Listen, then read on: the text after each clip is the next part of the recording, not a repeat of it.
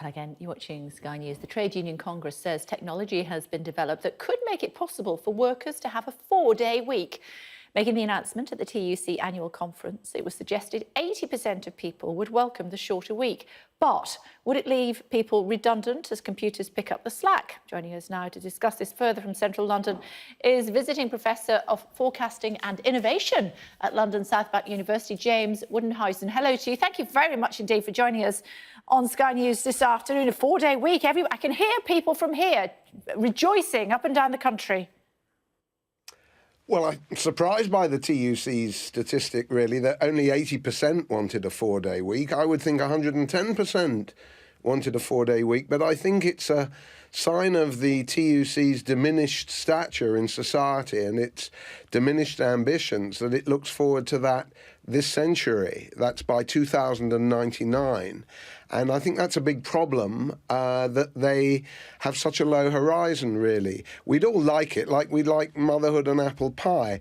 But there's a second problem with their perspective, which is, you know, everyday people experience not a rise in automation and not a big sweep of IT going through their workplace in the way that they are told to fear, but the investment to support all of that just isn't forthcoming.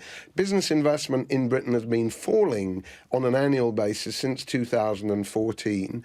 Gross domestic capital formation is very weak compared with America and other countries. So the TUC picture, which is the mainstream picture, very boring, is that the robots are coming and then they throw the usual mud and say that employers must pay up. The problem is much deeper than that. The employers are not bringing in robots. They are not automating processes such as house building, which they should be. I think the TUC is on the wrong wicket there. What it should be doing is bashing big tech, but not in a silly way, but for its increasing censorship of news, of ideas, under the guise of censoring and getting rid of fake news. Now, there's a cause that a lot of people could identify with, rather than the pie-in-the-sky 4-day week about 80 years hence. Yeah, well, that's maybe a conversation for another day, but let's stay on the 4-day week for now, should we? And when you say, I can't quite gather from what you're saying, are you saying it's a good idea or a bad idea, or it's just never going to happen? I hear what you're saying about apple pie.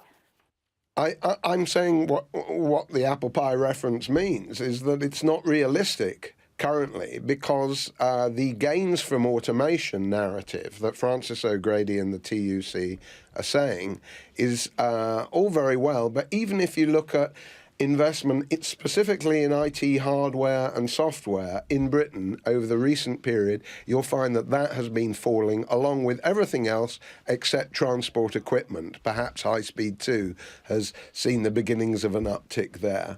So the real point is that there really isn't the automation out there to justify, you know, a 4-day week anytime soon. We would all love it. In fact, the working week, if you look at the numbers, surprisingly enough, has gone down about an hour over the past 20 years, since 1997 or so. So, you know, we are very slowly automating things, but what we need to call for is a whole lot more automation, as long as the preparatory measures are made to retrain workers for new jobs and whole new industries, which is what this country desperately needs. So I think it's far too utopian about the robots coming and automation is sweeping through our workplaces.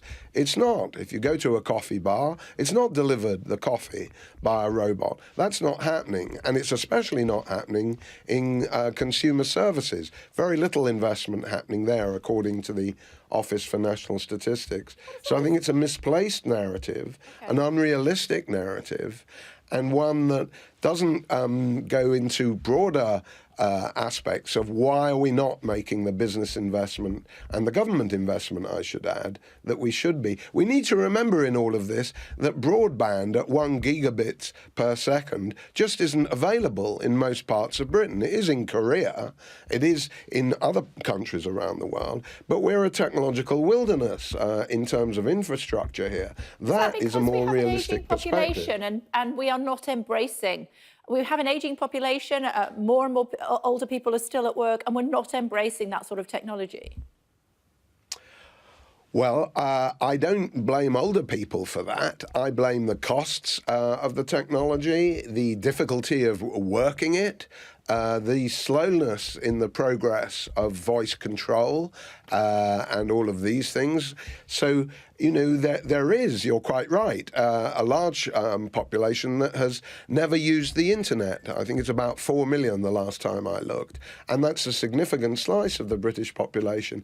But it's not the fault of them that the IT is weak. It's the fault of the business community for talking a lot of hype about IT and silicon this and digital that and digital natives as well, but not actually getting down and solving some of the knotty problems that exist in IT, just like anywhere else. You go to energy, transport, there's a lot of knotty problems there. But that's not what we hear from our booster friends. Then along come the doomsters to say, you know, well, it's got more unequal society and it's all your fault. That's a rather glib account of what's going on. Good to talk to you. Thanks very much indeed for the explanation. Really Thank you. appreciate it. Thank you. Thanks. Thanks.